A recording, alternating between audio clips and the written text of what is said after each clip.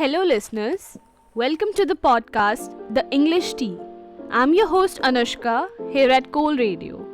And today, we are diving into a fun and interactive chat about English phrases, pronunciation quirks, and a bit of vocabulary magic. All of this, of course, sprinkled with a dash of humor. So, let's get started.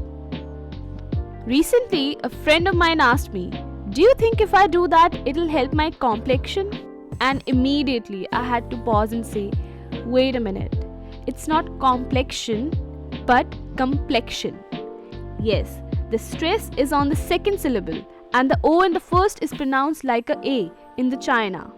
Isn't English fun like that? To break it down, come isn't pronounced like complain or complete. Instead, it's softer. So repeat after me. Complexion. Great. Now let's move on. Speaking of complexion, my friend then hit me with a Mickey Mouse question. And yes, I mean that literally. Do you know what a Mickey Mouse question is? It's not about Disney characters, I promise. When someone says something is Mickey Mouse, they are calling it nonsense, trivial, or even time wasting. For example, that report, total Mickey Mouse. Simple enough, right? So, next time someone bothers you with silly questions, you've got a new phrase up your sleeve. Just don't overuse it, or you might sound like you've got Mickey's temper. Here's where things got even more interesting. My friend suddenly wanted to talk about something else and said, "Let's change the channel." Now you might think, but the TV wasn't even on. Exactly.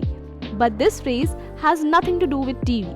In conversation, changing the channel means switching topics. For example, if someone keeps complaining about the same thing, you might say, "Can we please change the channel?" Simple, effective, and very polite. And then we got into one of those chaotic classic debates.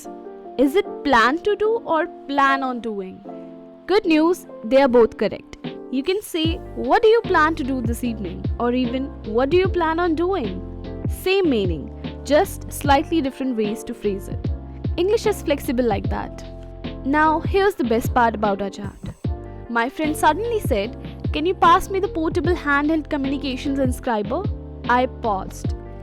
Portable what? They smirked and said, "A pencil." Apparently, that's what the US Army calls a pencil. Can you imagine? Next time you're holding a pencil, just think you're actually wielding a portable handheld communicators inscriber. Fancy, right? And before we wrap up, here's your word of the day. Sublimate. It has multiple meanings, but one of the coolest is about turning energy or emotions into something productive. For example, I sublimated my frustration into writing this podcast.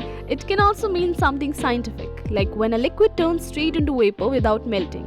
Fun word, isn't it? And that's all for today's episode. Remember, English isn't just a language, it's a playground.